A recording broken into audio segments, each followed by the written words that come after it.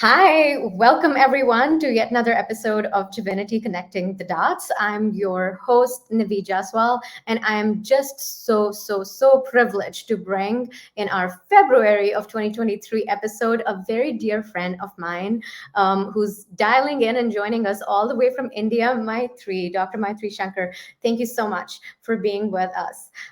Why don't you actually go ahead and introduce our viewers to all the wonderful work that you've done and all the wonderful activism and physician work that you're doing at this point.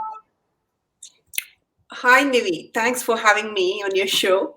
I'm Mythri. I'm Dr. Mythri Shankar. I'm a nuclear medicine physician. Nuclear medicine is a super specialty in radiology and medicine. We basically look at cancers, we treat cancers, we diagnose heart disease, and many other conditions, very targeted organ specific kind of imaging, diagnostics, and therapies. I've been doing this for past 27 years. I trained in the US at the UCLA VA Wadsworth program, and I was practicing in Calabasas, Lancaster area for 12 years before moving back to India. Now I'm based out of Bangalore. Been practicing here for about over a decade now. I head the team at Aster CMI Hospitals. It's a branch of internationally accredited hospitals. About 3-4 years ago, I also got board certified in, I got interested in lifestyle medicine. I got board certified in that, and we've been doing work through a foundation, the Green Foundation India, as a co-founder.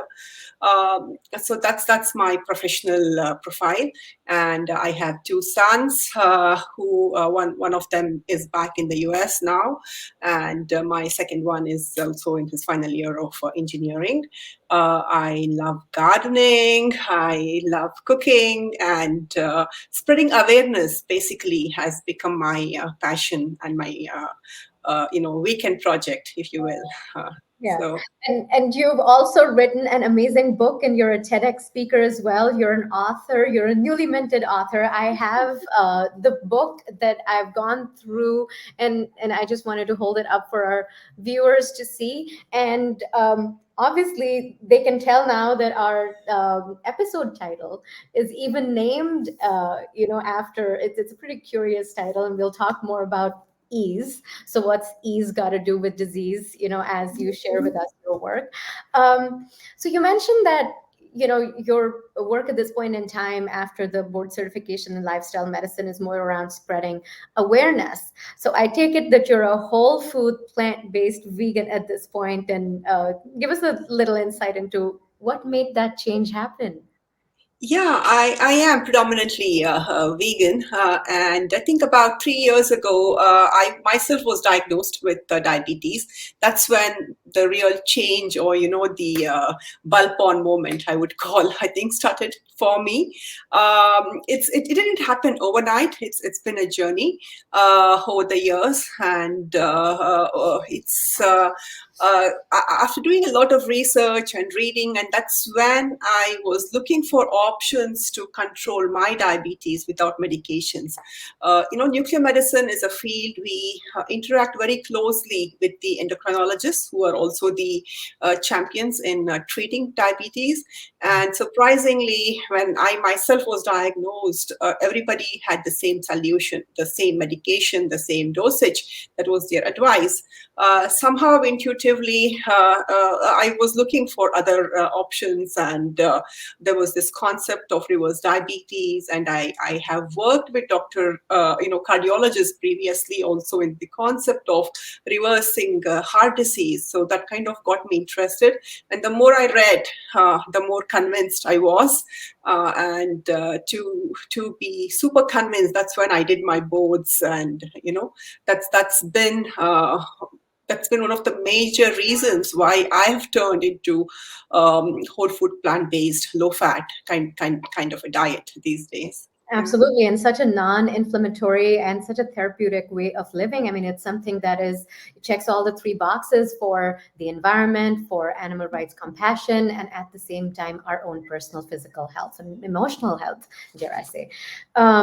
So You've mentioned, and as our viewers can see as well in the show notes, you're a nuclear medicine physician.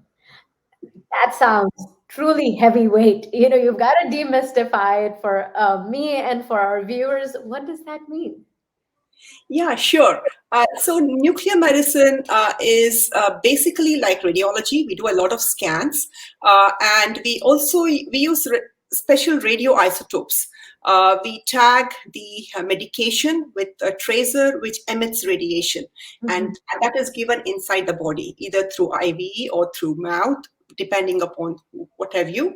And that goes and settles in different organ systems we are interested in. It's very precise, targeted way of looking at things and treating diseases as well. I have a couple of pictures, if I can. The first four pictures are on this topic. So we do PET CT scans. The big orange thing you're seeing there is cancer, and that's glucose, which is being utilized by the cancer cells, and that kind of shows the rate of glucose metabolism in cancer cells is significantly higher than normal cells. So it Mhm. helps us stage cancer. And the next slide is about a heart scan. We are looking at how the heart behaves at stress and rest. The two circles are showing the amount of blood flow into the heart. One is at stress and one is at rest. And if there's any change because of the blockages in the heart, so we look at the functioning aspects, not just the anatomy, like a CT or an MR would just show the size and the location and such, but we actually see how well those heart cells or any other organ system cells are working Okay. during specific conditions. In this case, at stress. So it gives an idea how the patient would behave if subjected to physical, emotional, or surgical stress. Can he withhold that kind of stress? Is medication needed to, help his heart perform better if at all he is subjected to that kind of a stress? Yeah. And things like that. So we also do the next slide. You can see we do these gut scans. Though that's like moss growing on the bricks, and in the same way, the gut microbes grow on the food that we eat, and we do specific scans to look at the transit of food in the gut. And the next picture shows you a brain picture, and that's the dopamine activity. We do these scans, and we can see how quickly the brain responds to dopamine, and certain areas of the brain light up. And the reason I like to show this is the foods that we eat, they have a lot of sugar and oil and salt in them. And that's what the marketing, the giant food giants tap into, these kind of pleasure trap circuits. Yeah. So essentially, this is what nuclear medicine is. We look at the function of a cell at a microscopic level, how cells of different organ systems work when they are subjected to different type of stimuli from outside. It could be food, it could be stress, it could be sleep deprivation. You can see the immediate effect of any kind of an external stimuli in the body. That's what by using these special radioisotopes, and we not only use them to make these kind of diagnosis, like the brain pattern could be different in an Alzheimer's patient, or the heart pattern could be different in a patients who have undergone bypass surgeries, so on and so forth. But we can also use the same tracers at much higher concentrations, higher doses, to kind of treat or burn the cancer, for example, prostate or liver or thyroid, these kind of things. So that's nuclear medicine, because we are trying to tap into the nuclear energy, the radioisotopes, and using them as medicine to both diagnose and treat patients. Understood. Well, thank you so much for sharing that. And what really stuck with me is the brain centers, that light up with dopamine. And when we have all of these foods that are designed to trigger dopamine, right? And I imagine that when people are on social media and they get these dopamine hits, it's the same pattern that you might be able to see lighting up. And that obviously has a lot of connection. And, there's obviously a hot topic of research around cravings and addictive patterns. And we know how addictive certain foods can be, especially synthetic white, refined table sugar. Processed foods, yes. Yeah. So have you, in your long history of working with a diversity of patients, have you seen people who are addicted to like junk food and sugar, and they come in and you've seen the dopamine bulbs kind of like light up in their brains? I think it still needs to make, food addiction is, though it's a very acceptable concept, it still needs to make into the medical diagnostic patterns, into the textbooks. I think it's still where hedonic eating, and we can see the symptoms and we can see those patterns. But I think we are still early adapters to give them the exact cutoffs, like how we have in other disease conditions. But I think food addiction is becoming more and more accepted. We celebrate around food, we mourn around food, and the food giants know this. They tap into that those kind of social and personal eating habits. So yeah. So I hope that, as you carry the torch forward for whole food plant-based eating, and you've made it a mission to talk about how ultra processed animal centric food is so bad, and you can also contribute to generating those cutoffs and the thresholds for the impact it does on our body, hopefully. I'm gonna move over, since you mentioned all the tapping into the socio-cultural patterns. I'm going to move over to our next question. Uh, when you were introduced to the concept of whole food plant-based nutrition, how did it challenge your previously held beliefs about food? Yeah, I think it was not one specific, like an aha moment for me. I think it was the more I read and the more I researched, it just was more and more convincing.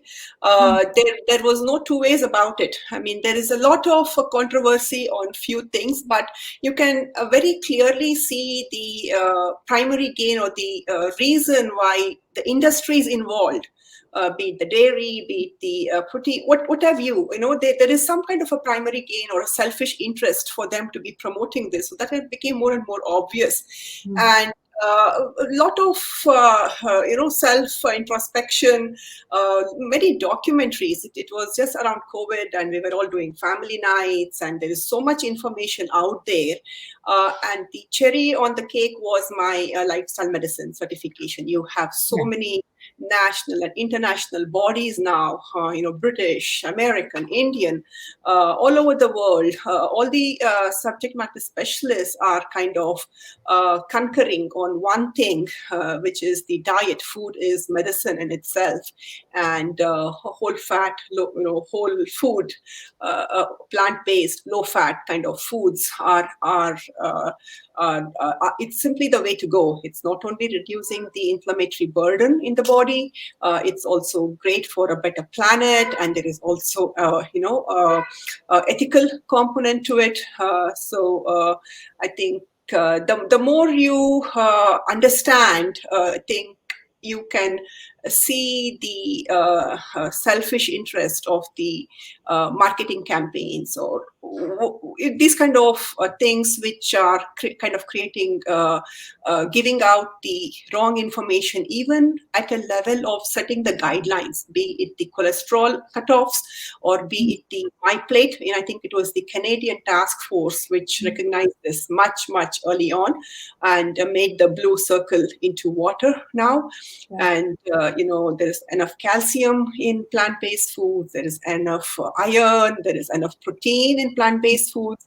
So there is a lot of myths and misinformation floating out there, because they've been fed this constantly over the past many, many, many years, and it's going to take a while for us to teach them, or for the others to unlearn what they have learned and become more and more aware Yeah. of.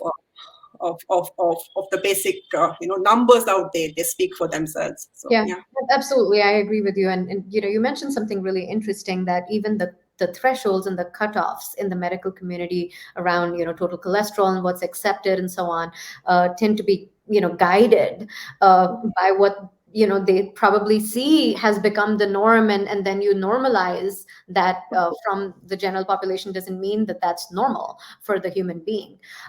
Could you give us a couple of examples of that, where you feel that, you Yeah, know, like you look at the cholesterol cutoffs. It's been changing since 2010. These are the guidelines which come out every 5 years, right? Mhm. So it used to be 300, and then they said there is no limit really. Now they say it's as low as reasonably achievable. So it's been changing over the years. We know that, and the LDLs too. The cutoffs we right now use about 150 is to it's the cutoff for treatment. If it's anything above that, that's when you need to treat. But if at all the LDLs are at a level of 70, say, or even lower, the atherosclerosis process doesn't even get triggered. It doesn't even start. Of course. So that's the cutoff we need to aim if we are looking at true prevention, not the tip of the iceberg when there is evidence to show the filter needs to be much lower. So multiple examples like this where uh, whenever there is a scope for there's a scientific body and then there is a regulatory body. Hmm. Before they send out the final guidelines as guidelines, there is scope for a small group of there is scope for the industry to plug in their inputs. So that's where everything gets changed. What the pure science is saying and what the evidence is showing, and they're giving a little bit of scope for the industry to have their say, and that gets tweaked whichever way they want to promote animal protein, or they want to promote dairy products. That is I think these are different in different countries, but overall there is an industry influence in. Yeah. Absolutely. And I also suspect that the pharmaceutical industry has a lot to do with it as well, in terms of when you diagnose it, what threshold you diagnose, and what then should be the first line of treatment. And Yeah, obviously, you're aware way better than I am that the United States is one of those, probably yeah, one of the two countries in the world where there is direct to patient advertising of pharmaceutical, the other country being New Zealand. And you see that a lot of these pharma ads are almost like lifestyle ads, right? yeah. And then you have the fine print saying that you might get Yes. psoriasis, but you might have cardiac events, and you might have depression, and you might die because it's lethal. So I talk about this in my book also. Even when they look at research, when the pharma or anybody who's trying to sell a product or a service, if you will, it goes through series of phases of research. Clinical trials, phase 1, phase 2. There is a series, right? And there is scope for biases at every level. At an investigator level, at a selector level, there are multiple. There are all the biases. Possibilities I have described, Yep. and it's like the small print. It's like the like the the every pack of cigarettes has this small print. So Absolutely. one needs to be really aware of Yeah. what it is. And I have to say that as I've had this book with me ever since we met in person last year in Bangalore, right? And I was reading the book on my flight back to the United States, Oh, and I was like, oh my goodness. And I distinctly remember this particular chapter you're talking about. And I have a background as a consumer marketeer. I was sort of on the side of spreading and creating all of these addictive advertising that we're talking yes. about, unfortunately. So I do have some corporate, insider information on how that works. And when I was reading your book, and this specific chapter that you allude to, it reminded me almost of this supply chain where there's the intention, then there's the marketing of it, then the regulatory, and the consumers and how consumers receive things, and everyone is different with their food habits and culture and social, all those layers come in. But in between, there's a supply chain, and so many balls get dropped at those nodes. And those nodal points, when we look at pharmaceuticals, is really, as you mentioned, the phase one, two, three, trials, the selector, the investigator, Yep. and human bias creeps in, and the spirit of scientific inquiry and what is actually good for the patients, for good patient outcomes, just gets diluted and lost somehow, and hence we have a huge, burden of disease, and huge healthcare budgets. Um, you know, so tell us. I'm just going to sort of move on, and I feel that you and I, we can talk for hours about I so know. many different Yes. things, right? Unfortunately, we've got 60 minutes for this conversation, and in about 15 minutes, I'm going to have our special guest come in as well. We'll talk more about that in a minute. But I wanted to take a minute and talk about the foundation, and you mentioned it briefly, saying it's the Green Foundation India. So you have an Instagram account, of which I'm an avid follower for all the work you're doing there. Tell us about, why did you set it up? What's your vision? Yeah, I think it started out as a happy holistic space. I think I have a picture on that. We've been just doing a lot of workshops, educative kind of programs. We partnered as a knowledge partner with a few schools here, making seed balls and dispersing it back into the environment. Whichever we try to introduce these small, I think I have a picture of that on the next slide. We have done indoor gardens, we do microgreen growing sessions, healthy meal planning. In Navaratri in India, they keep the dolls. So we had these miniature gardens where you could put the dolls in them and bring it indoors. We had a very eco-friendly Ganesha making workshop. There is a little picture there where Yeah. it's made without the lead paints. This has been going on for about 6 years now. Mhm. And recently we've been doing yoga, fitness sessions, meditation classes. Onto my next slide, I think I have them all listed there. Uh, we did some cooking, healthy cooking classes. This has been happening in the background, Right. but of late, about 3 years ago, we horticultural therapy and a lot of health talks. We have a book club which meets here. We have a butterfly club and a gardening group, which all the fun stuff which you see. Yeah. Natural products, which are chemical-free soap making and chemical-free cleaners, which can be done by bioenzymes, and these are kind of popular in the context here. But recently, when COVID struck, I think if you can see the next slide, we transferred this entire space to this garden space where it's very fitness friendly. It has an open air consultation area where we can all sit down, not just with the patient, but also with their families, because everybody needs to be involved in those kind of change making things. So it's very important to recognize, when you're looking at it's entire habitat. When you're making a habit change, your entire habitat is also a part. It's a part of the ecosystem, and our planet Earth is not something we have inherited from our older generations, but in fact we have borrowed it from our future generations, if you will. And eating whole food, plant-based foods it leaves a lower carbon imprint and a lesser karma imprint, if you will.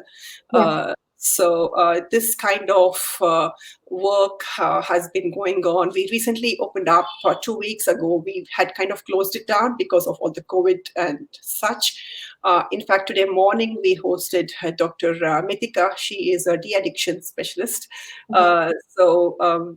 We are lining up events coming to the next year, and I think all of that Yeah. will be on our social media handles as well. Absolutely. I can't wait, to see everything. I am an avid follower of everything that the Green Foundation India does. And on my next trip to India, I'd love to come over and just, have a look and maybe Absolutely. You should. participate. You should. in- Yes. Love to have you here. Thank you. So, let's talk about your book. And writing a book is a huge mission. It takes up a lot of time, takes a lot of commitment to see the project through. And this book it's a heavy book, and it's got lots and lots of essays from people, including about, there's one about pathy or sympathy. There are some really creative titles in there as well. And I just wanted to know where that idea comes from and what motivated you to do this. Yeah, I think, when I started my journey with reversing my diabetes, I was intensely doing research. I must have read about 300 books, attended many workshops, and anything I could try to get some more knowledge into this new field for me.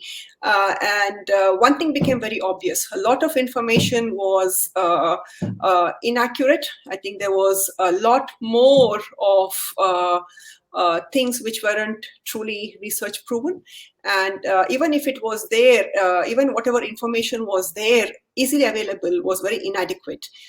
Even if it was adequate, it was kind of conforming to either American guidelines or British guidelines, not so much in the Indian context, which could be applied practically to the kind of foods we eat and what kind of stuff grows here in the Indian climate. So I was compiling, making notes for myself for going back and referring. And the collection just grew and grew. And, over a couple of months, writing the book was easy. I knew it was very clear to me, especially after I got lifestyle medicine certified.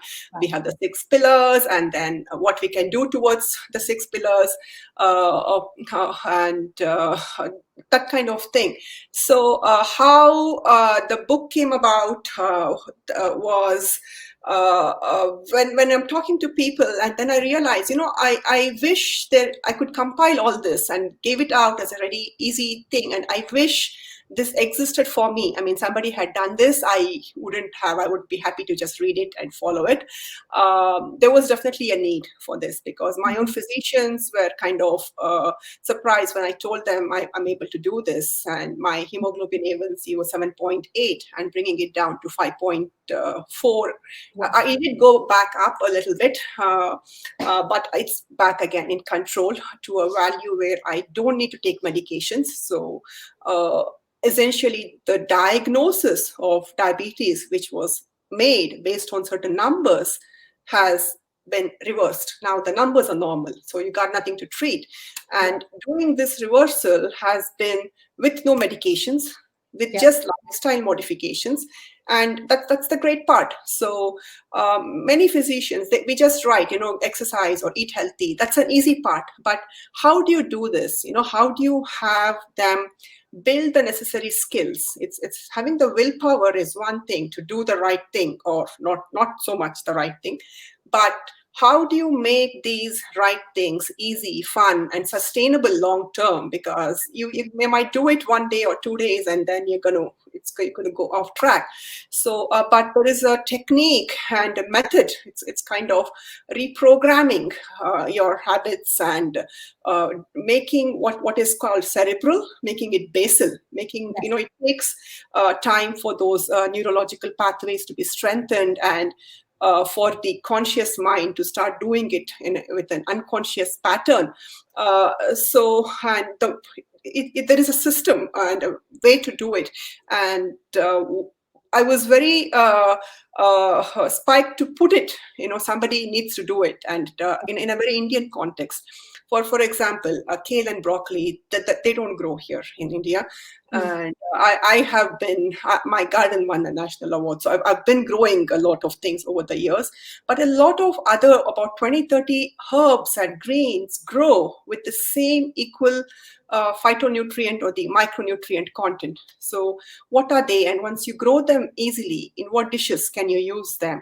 So the first 3 or 4 chapters are basically on these kind of things, what foods you can grow, and a lot of confusion about the type of cookware or the cooking techniques. Lot you can water saute and so many new techniques. Why use not don't use the non-stick. Lot of I can go into detail about it, but it's all in the book. In the book. So 3 or 4 chapters are about that. And it's important to figure out the why in what makes you cry. I think Yeah. that is the hard hitting.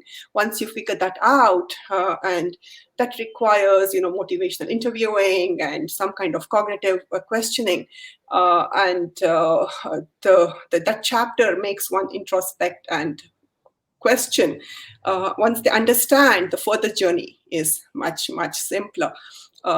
Sleep, how to manage stress, and in the context of, and I've also tried to bring in correlations between traditional wisdom, which is ancient traditional wisdom in India, be it Ayurveda or many other practical points which we practice, to modern technological advances. So kind of drawing in corollaries between these kind of things. And you mentioned the last chapter. There were 2 chapters, my favorite, I think. That's how the book goes. So we have every single pillar of lifestyle medicine: Mhm. sleep, stress management, and substance abuse, and fitness, Yeah. and positive psychology, which is very important part in making these habit changes.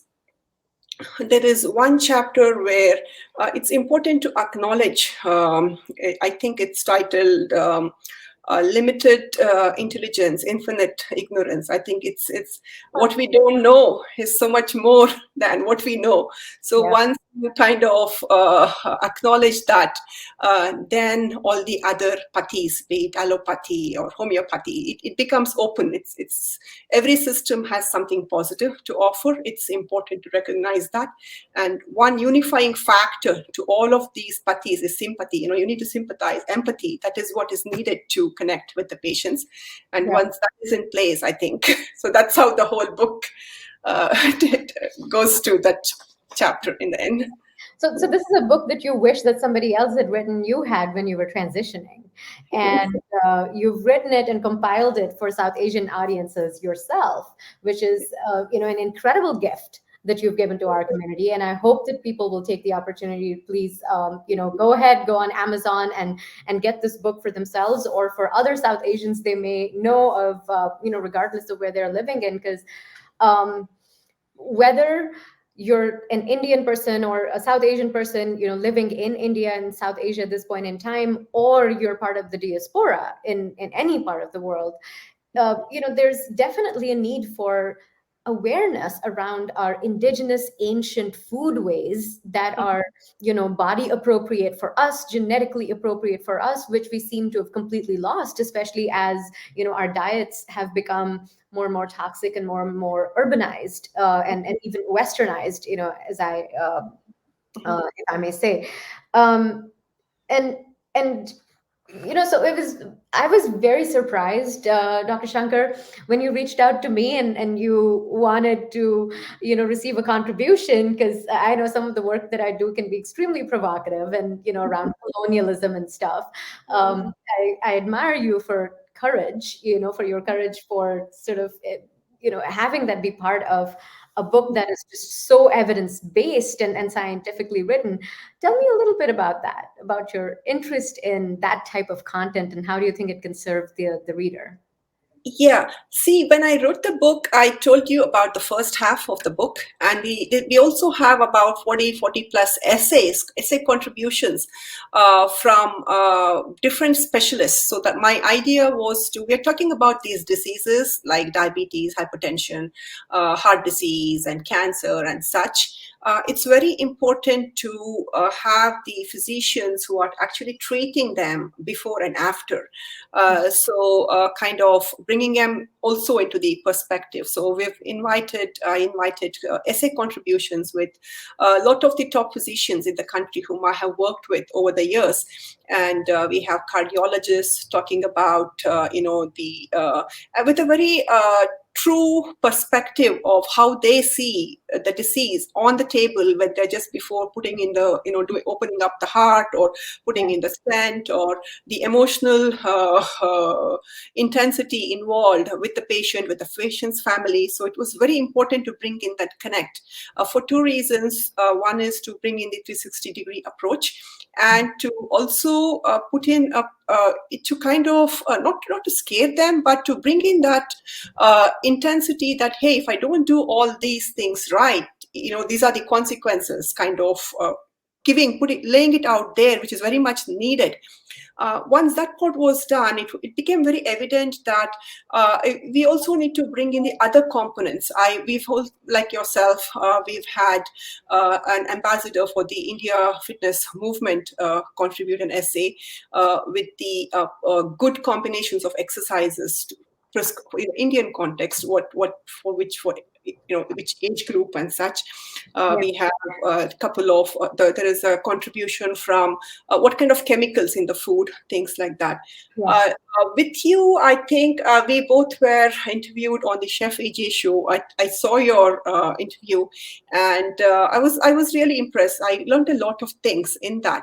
I think the same week there was a patient who I was trying to speak about, whole food plant based, and the common question comes around milk, and it's kind of like it's a diet approved by the gods, or that kind of. It's very hard to kind of advise in such a when it's so deep rooted. It's where do you start? It's not something I can do in a conversation or a consultation in 5 minutes, or it's going to take a lot longer than that. And also, I remember I couldn't connect the dots as well as you did, frankly. I mean, I couldn't even remember half of the things, but what you were saying, it made true sense to me. It all fitted in the parts of the puzzle, and I also went back and researched a few things. It just added to the whole thing. And I think that's a story which needs to be told, and I think you do it the best. So it had to come from you. So I saw the value of it, which is needed, and that is a major step. Once they can understand that it's a huge disconnect between their belief system, which they believe that milk, cow, ghee, this is like this is only. And it's not. It's important to get those two separate, or yeah, see the things in clarity. yeah. And that was a missing link. And I think uh, it has huge scope of impact and enlightenment, if you will. So yeah, that's when I reached out to you. You're so generous, and thank you so much. It warms my heart to know that this book has my contribution, and that you feel that the readers who will read it will really, feel enlightened with being able to connect those Yeah. dots. You're absolutely right. There's so much symbolic in our social and cultural and religious life that sometimes there is a risk of a very linear interpretation of it, and then when you look at the industry, it sort of uh, you know has expertise in being able to pick up those nuggets and twist them and distort them in a way, um, for the consumers, for their own profit. Um, anyway, I remember that when I made the transition from my previous, career to this one. It didn't mean that I stopped being a marketeer. It was just that I was choosing to market a very different product and very different Mhm. service, and my objectives had changed. But it became very difficult for people in my tribe of, where I come from in the processed food and beverage industry to sort of recognize me, or Yeah. even to sort of wrap their arms around. So what Yeah. is she doing now? What does Nivi do now? And we really can't figure it out. Tell me about some of the challenges that you've encountered with the physician community, and how do they receive your personal transformation and the professional impact that it has had? I think there are always two sides to the coin. First of all, well, nuclear medicine is something. It's a super specialty. It's something very niche, and I'm already doing very well in that. And suddenly I'm trying to, you become a dietitian. Like what's going on? Like I think that is something which I am not able to wrap my head around still. But this is my weekend, project. But it's going to slowly come in. Just 2 weeks ago, a surgeon, when they are having these sessions with their patients, they had brought me in, and I also got a chance to speak about it.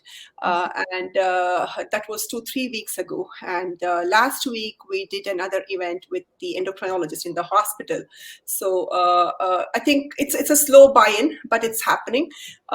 It's not going to happen overnight, and it starts with lifestyle modification, and vegan is the last item. It's going to happen slowly. It's like one small habit in one sitting. That's how I am trying to. Not offending anybody, or not having them shut their receiving or the antennas upfront. Yeah, So it's important to understand where they are coming from, and try to suggest, be it the physician or the patient for that matter, and package the information in a way it's better received, like how we give tablets and medications. There's a coating, or it's packaged in such a way that it delivers it at the right time with the right dose. So that's been a challenge, and I'm still working on it. But overall, it's positive. I think weight loss, I think it's very clear. Diabetes, no second thoughts about it. It's established. Heart disease and cancer, it's going to happen. I mean, I think cancer, the role is in more so in the prevention of recurrence. There is no scope for reversal, or it's too big of a talk. We can't talk like that. But definitely a significant role in controlling borderline hypertension, and it has a role. So it's baby steps. I think it will. Eventually, we are all early adapters, so it's going to take some time. It took me like 2 years, right? I mean, to make all the changes I needed to make, and sustain it lifelong. So and that was because I had a trigger. Most of them don't. So until there is a trigger, is things makes it very, very easy.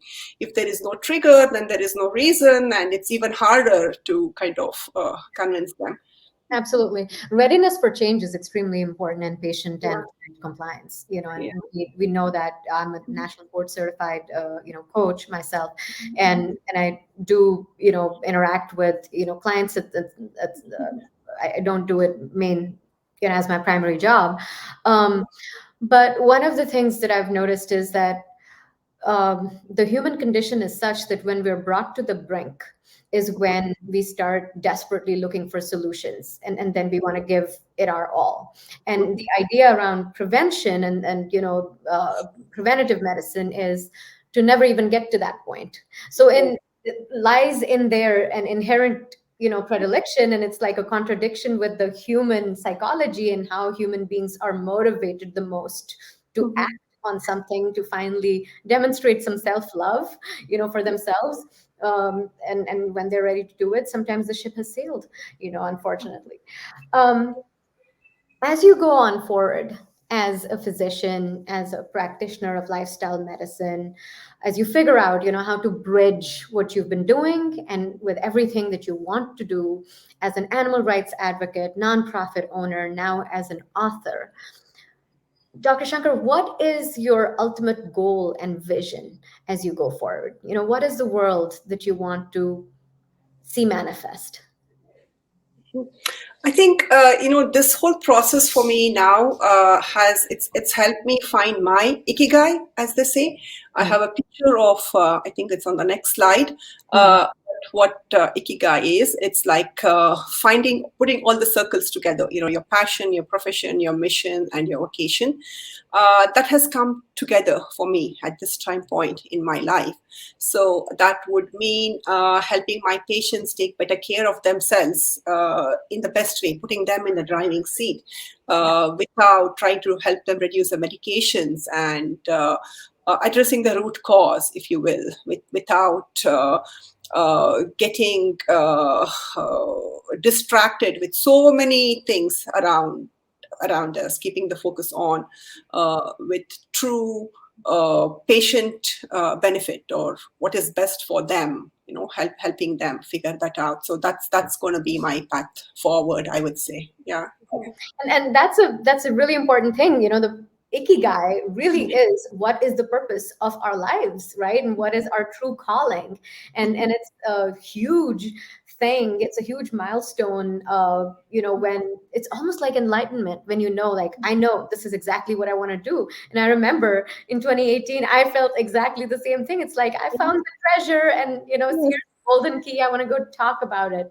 Well, since we're talking about treasure and golden key, there's another gorgeous, beautiful, guest who's going to join us, Dr. Shankar. I'm going to bring her on in just a minute. Her name is Nandita Srayoshi, and Nandita is just absolutely fantastic. I'm not going to let the cat out of the bag. I'm going to talk a little bit about what she does in her day job. But the thing is that uh, she is someone who has hugely inspired me, and to sort of think about how activism can be done in so many different media. And she's a Bangladeshi Bharatnatyam dancer who recently completed her Arangetram in August of 2022. She went vegan in 2017. The props, the decor, the food, even down to her makeup for her Arangetram, and she's when we bring her on board, she's going to talk about what an arangetram is, and it was all 100% vegan and cruelty free. She currently works at Securus as a researcher in the protein biochemistry team. And but what I know about Nandita is that she's going ahead and dancing and being this beautiful activist that she is. Welcome, Nandita. How are you doing today? I'm great, great. Thank you. It's nice to see you, Nivi. Nice to meet you, Dr. Shankar. Hi, Nandita. So much Nice to for see you. having me today. You're most welcome. So tell us, when did you turn whole food, plant based, or vegan, however you identify yourself? I know I mentioned 2017, but give us the details. So I went vegan around the time of 2017. And it was also natural for me, the transition. I don't really even remember a specific date or time, maybe sometime in 2017. So my sister, she texts us, our whole family, in a group chat saying that she's going vegan. And I didn't think too much of it at that time. And I always knew at the back of my head it was wrong to eat animals because I know animals are killed. But I didn't really think too much of it. And then she always started sending me these quotes from vegan activists. And then she always sent me speeches. Then it really started to sink in. Then there was this one speech by James Wildman, which just grabbed me. He's a vegan activist, and I think he's the director of the Humane Age Education. And it just like grabbed me. And I was like, what have I been doing the last couple of years, like last 2 decades? Like, what have I been doing? He was explaining so nicely how unnecessary it is to eat meat and dairy, explaining the cruelty happening in the meat and dairy industry. And here's the thing, before going vegan, I was a huge meat lover. My favorite steak is the ribeye steak. Every time my mom would ask me what I would want for dinner, I would say chicken. I loved lamb. I was the biggest meat eater in our family. And then after that, I couldn't. I was like, oh my gosh, what what have I been doing the last couple of years after listening to his words? Then I remember the day after hearing his speech, I was at that time I was working in Harvard at the Harvard Institute of Medicine doing research there. And I went down to the cafeteria to grab lunch, and then there was some ramen soup bowl or something they were offering, and there were three options for protein: tofu, chicken, and shrimp. Now, normally I would take chicken. Then I was like, his words were just like going on in my head, and I just like couldn't do it. Then I took the tofu, and slowly like that, it just like that transition just happened. Then I also, but I did. There was times like there was nothing there at the cafeteria that I didn't like. And then there was one time I took chicken, and then I was like, oh gosh, this feels so bad. What am I doing? And then I remember, like, I always had this habit of taking pictures of my lunches and sending pictures of it to my sister. And my sister would like always comment. And then one time I took chicken, and she was like, oh, I hope you're enjoying the dead body parts. And like, as cruel as it, but she's right. And I was like, yeah. And that slowly just made me more strict. And I just like couldn't, that's how I went vegan. That's like I couldn't contribute to that anymore. And it just happened so naturally. And then 2017, I was the more of the transition period where it was happening. I was slowly cutting out meat and dairy. And then 2018 is where I would say I became very strict with myself, not just diet, with shoes, everything I purchase, I get 100% vegan, cruelty free. Like the like for instance boots, I order it from this company called I think it's called Paje. I always order 100% vegan, cruelty free, everything made from vegan leather. So I think things like that, it just, that's how slowly the transition happened. And also constantly hearing speeches from vegan activists is what really made me vegan. Yeah. Yeah. Yeah. Thank you so much for sharing that, because there are different strokes for different folks. And, we were talking to Dr. Shankar, and she mentioned about the impact that documentaries and reading all the research articles, she read 300 books and so on. And the minute we find our medium, and it sounds as though, listening to these speeches by different activists really planted those vital seeds of cognitive dissonance in your mind and your heart, and to the point that their words were sort of echoing in your head every time you were at a food moment. um, and it's pretty interesting, how behavior change occurs for each one of us. It's such an intensely personal, unique journey. It's as unique as our fingerprints. But then there are some commonalities as well. um, you perform classical dance. I see that you're wearing, a South Asian traditional dress. It's a beautiful sari that you have Yeah. on. This sari is from Bangladesh. It's an artificial silk sari I got from Bangladesh. I wanted to wear a Jamdani sari from Bangladesh, but I just didn't have any Yeah, here. I mean, I have a ton of them back in Bangladesh. And also, Jamdani saris are a little difficult to wear. Yeah. for sure. Yes. So, and you're a classical dancer. So tell us about that. Also, educate our viewers about what is an arangetram and what is the significance of it. Okay, yeah. So the type of classical dance I do is Indian classical dance I do is called Bharatnatyam. So Bharatnatyam originates from Tamil Nadu, and it's the oldest and purest form of traditional Indian dance. Like the Western ballet, it governs the entire part of the body.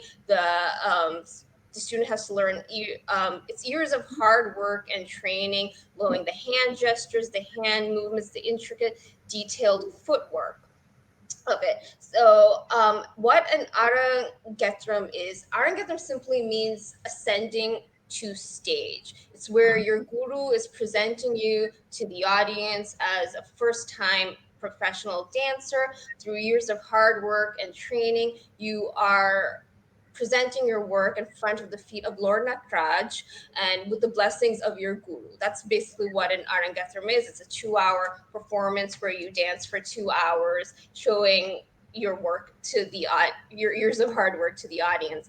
And so the significance of an Arangatram is just having the ability and the stamina to perform a 2 hour performance for performing a variety of dances. Some dances are pure dance with complicated footwork showing the beauty of rhythm. The others, there's also some storytelling happening, Mhm. which are pure abhinaya, acting, Yeah. storytelling, and some of our combination of both storytelling and pure dance. So that's really what the significance is, to have that ability to perform all sorts of styles of dance with storytelling and pure dance. Yes, thank you so much for sharing that. And I had the amazing privilege to be at your Arangetram, with my family and a couple of other friends. It Yeah. was just awesome because, to see everything that you've mentioned, the choreography of it, and the fact, and I knew from before the hard work that you put in to try and get, vegan gungru. Gungru are the bells, for our viewers, the ones that the dancer ties around her ankle. Right. Yeah. And everything was 100% you put in your, blood sweat and tears, literally, Yeah. make sure that you had, uh, you know have it all be aligned to your vegan ethic, Yes. which takes a lot of courage. What was the feedback that you received from some of the non-vegan audiences? Well, so in terms of the food, I I did everything like you mentioned. My makeup, hair, everything was vegan, and for my makeup now from the audience, everyone was like, "Who did this makeup? Who did this?" And I'm so grateful to my friend Manasa Joyanti, who has done makeup on several dancers. When I first reached out to her, I she asked me what I was looking for, and I think she meant like, "Oh, what kind of hairstyle I want." But I said I just want everything 100% vegan, cruelty free cosmetics. And then she was like, okay, well, and her knowledge in makeup is so much.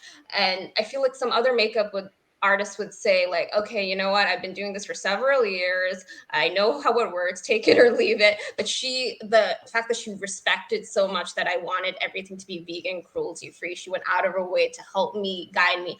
I had so many trips back and forth from Sephora, so many text messages, video calls showing her this makeup and that makeup. And she's like, okay, this lip stain is too dark. Oh, there's another makeup that would work great for stage performance, but it's not vegan. So there was a lot of research we had to do to figure this out. So, and everyone was asking me, who did your vegan makeup? Who did me? And I was sharing her contact to everyone. So I'm so grateful to her.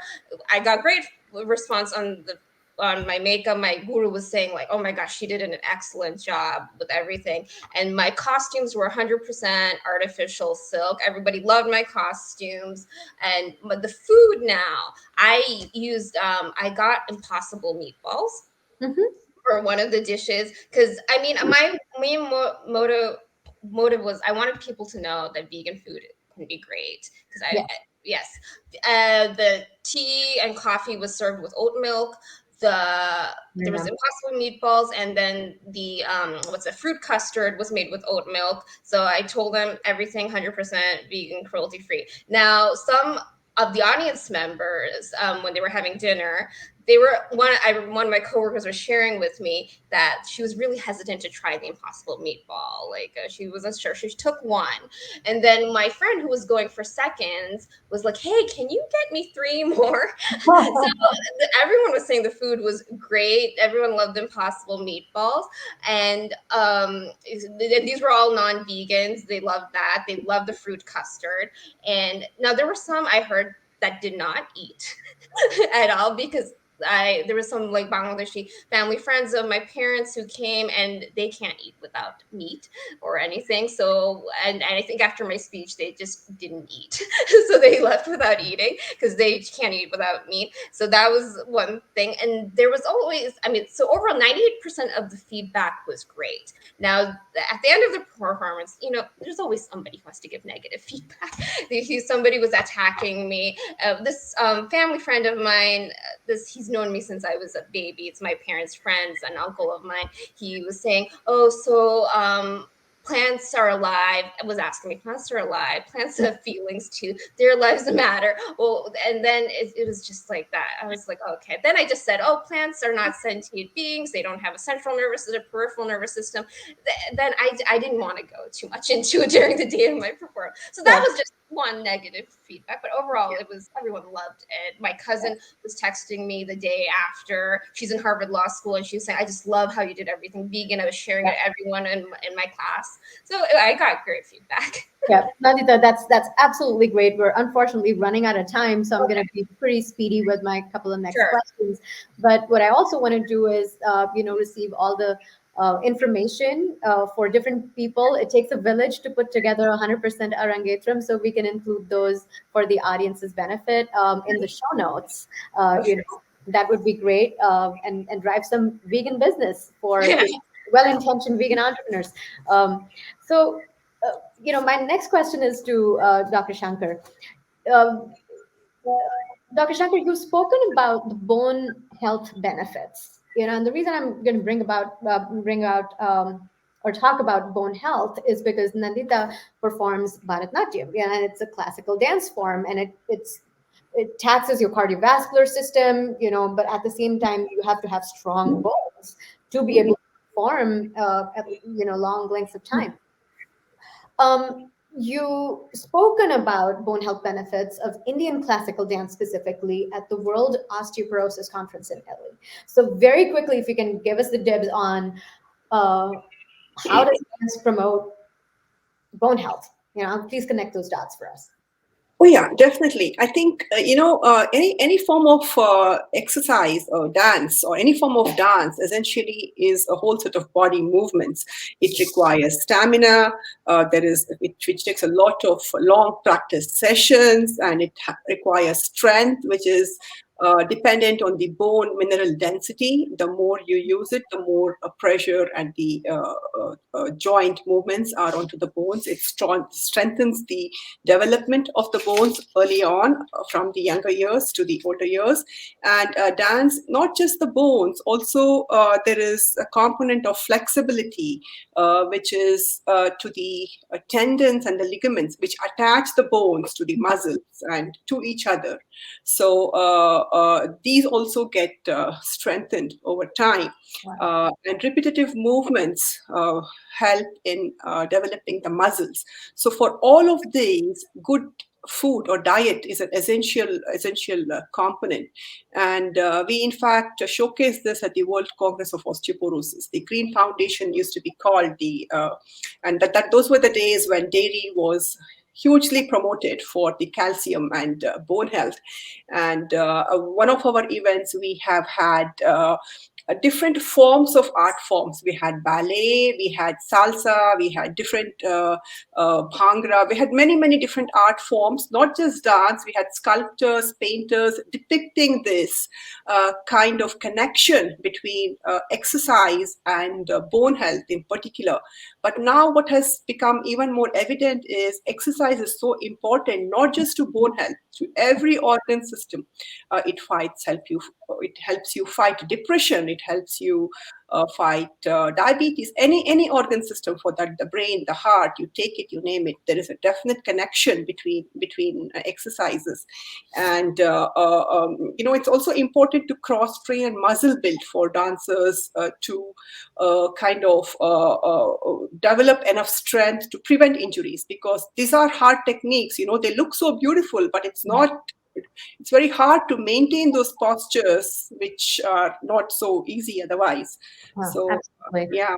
Yeah. Well, thank you so much for talking about this. And there you go, Nandita. You know more about the Yes, classical thank dance you. and the benefits to bone mineral density, and then so on. Nandita, last question to you, and give me a shout out in like less than 20 seconds if you can. What message would you like to leave for young classical dancers out there? Okay, so my message to like young classical dance would be to ask yourself why those who are dancing and those who are passionate dancers, ask yourself why you're dancing, and at the same time that we all know the hard work it takes to be a Bharatanatyam dancer. If you're putting all those hours of work in every day, ask yourself if you would want anyone to get hurt or tortured in the process. And just to be mindful of the products that you use when you're performing, like the makeup, the khungrus. Oh, and by the way, here are my vegan khungrus, which are made from vegan leather. The I Nivi love helped it. me. Seeing it for the first time. Yeah, these are vegan khungrus. They're made in Greece. Nivi actually helped me find that. I couldn't find anyone who made khungrus, and she's based in Greece. So, I mean, I took all this time to get these vegan khungrus, and because but nobody makes them. So, like, just to be mindful going forward to dancers, like, of ask yourself if you would want anyone to be hurt, any animal to be hurt or tortured going forward, doing something you love, you're so passionate about, that makes you so happy. So just put in that extra effort and just to be mindful of the products that you're using when you're practicing Bharatanatyam. That's Well, what I would great. think. We're speaking with Nandita Srayoshi, who's a vegan activist and an amazing classical dancer. We're speaking to Dr. Mythri Shankar, who's joined us, live from India. She's a nuclear medicine physician, also both certified in lifestyle medicine. Until next month, it's been great talking to you both, and we're signing off. So thank you so much, Dr. Shankar, and thank you, Nandita. Thank Thank you. you, guys. Thank Thanks. you.